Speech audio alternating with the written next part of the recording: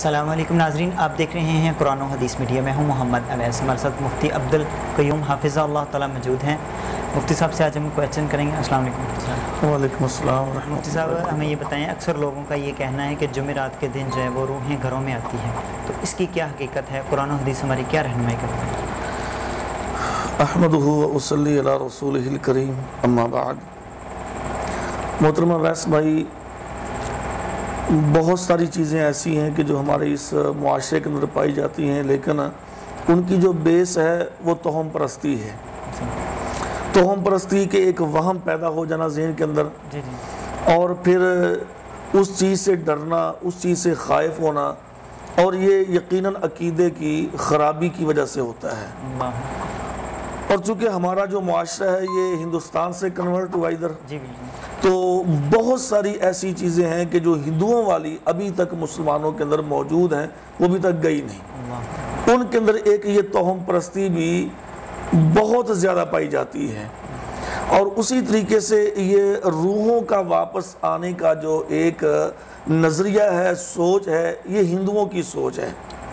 اور اگر ہم اس سے تھوڑا سا پیچھے چلتے ہیں تو صحیح مسلم کے اندر امام مسلم رحمۃ اللہ علیہ نے ایک حدیث نقل کی ہے سیدنا ابو ہریرہ رضی اللہ تعالیٰ عنہ سے، اور صحیح بخاری کے اندر یہ روایت عبداللہ بن عمر سے اور انس بن مالک رضی اللہ عنہ سے بھی یہ روایت موجود ہے۔ تو صحیح مسلم کے اندر یہ حدیث نمبر ہے 2220۔ اس میں ابو ہریرہ فرماتے رضی اللہ تعالیٰ عنہ کہ رسول اللہ صلی اللہ علیہ وسلم نے فرمایا کہ لا عدوى ولا طیرہ اور ولا حامہ، یہ تین لفظ آپ نے استعمال کیے۔ اب ان تینوں کی تو وضاحت کی ضرورت نہیں ہے، ہم نے اپنی جو اس وقت موجودہ بات ہے وہ کرنی روحوں کے متعلق۔ اس میں آپ نے فرمایا کہ ولا حامہ، یہ جو روحوں کا واپس آنا، اصل میں حامہ یہ عرب کے اندر بھی یہ ایک کنسپٹ پایا جاتا تھا کہ اگر کسی آدمی کو ناجائز قتل کر دیا جائے اور اس کا بدلہ نہ لیا جائے تو اس کی روح کسی پرندے کی شکل میں آ کر وہ اپنے منڈیر پر، گھر کی منڈیر پر، چھت پر آ کر بیٹھ کر وہ پرندہ بولتا رہتا ہے اور وہ اپنے قتل کا مطالبہ کرتا رہتا ہے۔ اچھا، ہندوؤں کے اندر بھی یہ چیز موجود ہے کہ اگر کسی آدمی کو ناجائز قتل کر دیا جائے تو اس کی جو روح ہے وہ بدروح ہو جاتی ہے، اور پھر اس کی جو روح ہے وہ بدروح کی شکل میں آ کر، یعنی مختلف چیزوں کی شکل میں آ کر وہ ورثاء کو اس چیز پر اکساتی رہتی ہے کہ میرا بدلہ لیا جائے۔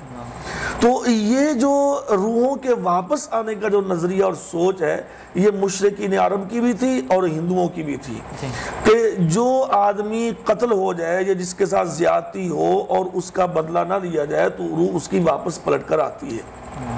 جبکہ ہمیں قرآن مجید صاف اور صاف بالکل واضح بتلاتا ہے۔ اللہ نے سورہ عبس کے اندر آیت نمبر 20 اور 21 میں اللہ نے واضح طور پہ فرمایا ہے، اللہ تعالیٰ فرماتے ہیں ثم اماتہ فاقبرہ ثم اذا شاء انشرہ، کہ جب اللہ تبارک و تعالیٰ انسان کو مارتا ہے اس کے بعد اس کو قبر مل جاتی ہے، اور ثم اذا شاء انشرہ، جب اللہ چاہے گا اللہ پھر اسے دوبارہ اٹھائے گا، یعنی جب تک اللہ تعالیٰ نہ چاہے وہ آدمی وہاں سے اٹھ نہیں سکے گا، اٹھ نہیں پائے گا۔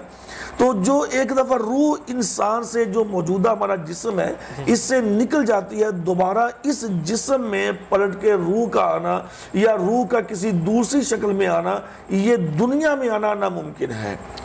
البتہ جو شہداء کی روحیں ہیں ان کے بارے میں حدیث موجود ہے کہ نبی صلی اللہ علیہ وسلم نے فرمایا کہ اللہ تعالیٰ ان کی روحوں کو پرندوں میں ڈالتا ہے، سبز پرندوں میں، اور وہ اللہ کے عرش کے سائے کے نیچے معلق ہوتے ہیں اور وہ پھر جنت کی سیر کرتے ہیں۔ اس کے علاوہ کسی روح کے بارے میں بھی یہ تذکرہ یا حدیث میں نہیں ملتی کہ اس کی روح کو دوبارہ پھر وہ زندگی دی جاتی ہے، وہ دوبارہ آتی ہے۔ تو یہ وہی توہم پرستی جو ہندوؤں کے اندر تھی یا وہ جو بد عقیدہ مشرکین کے اندر تھی، اب وہی توہم پرستی آہستہ آہستہ مسلمانوں کے اندر جو نا وہ ادھر سے جو نا وہ کنورٹ ہوئی ہے، اور وہی ابھی تک اذہان اور سوچ اور فکر۔ لیکن زیادہ تر وہ لوگ یہ بات کرتے ہیں جو کہتے ہیں روحیں واپس آتی ہیں، وہ اچھا بھی روح نے واپس آ کے آپ سے کیا مطالبہ کیا؟ وہ کہتے ہیں جی ہم سے مطالبہ کیا کہ جی ہماری فلان جگہ کو ایسے کر دو، فلان چیز کو صدقہ کر دو، فلان چیز کو فلان کو دے دو، یا فلان چیز بنا دو، فلان چیز لے جاؤ۔ یعنی ابھی تک ان کے ذہنوں کے اندر یہ کہ وہ روحیں آ کے بات کرتی ہیں۔ تو لہٰذا یہ جو ورنہ مختصر سی بات تو یہ ہے کہ اس کا دین اسلام سے کوئی تعلق نہیں ہے. اور اس حدیث کے مطابق لا عدوہ ولا طیر ولا حامہ، یعنی کہ پیارے نبی صلی اللہ علیہ وسلم فرماتے ہیں کہ اس چیز کا، یعنی کہ عدوی متعدی بیماری کا، اس پر پھر کبھی بات کریں گے. اور پھر یہ روحوں کا واپس پلٹ کے آنا، اور ولا طیرہ، یہ بدشگونی لینا کسی چیز سے، تو ان چیزوں کا اسلام سے کوئی تعلق نہیں ہے. یعنی یہ غیر اسلامی عمل ہے اور غیر اسلامی فعل ہے. اگر کوئی آدمی ان چیزوں کو وہ تسلیم کرتا ہے، ان کو مانتا ہے، گویا کہ وہ اسلام کی تعلیمات سے ہٹ کر ہے. اللہ کا بہت بہت شکریہ مفتی صاحب. جی ناظرین، اللہ تعالیٰ ہمیں سمجھنے کی اور عمل کرنے کی اللہ توفیق عطا فرمائے. اگلے پروگرام میں پھر حاضر ہوں گے، تب تک کے لیے ہمیں اجازت دیجیے. اللہ حافظ. دعوت قرآن و سنت اپنی یہ پہچان ہے.